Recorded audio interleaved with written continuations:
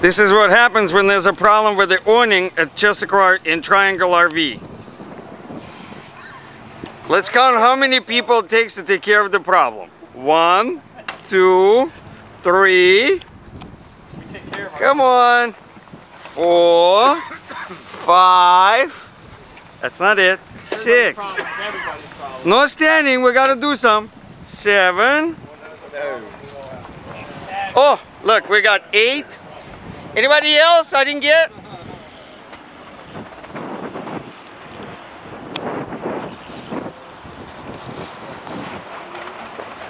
You could do a close-up of the putty all over the window. Right. Yes, it's called 25-minute detailing, full detailing of the used trailer, making it new.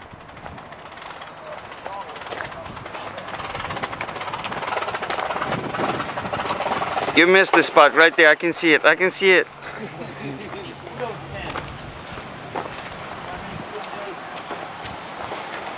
I hope you're grabbing that arm, Oliver. Oh yeah, it hurts. Not that arm.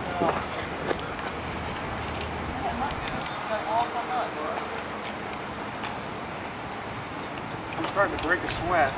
Oh.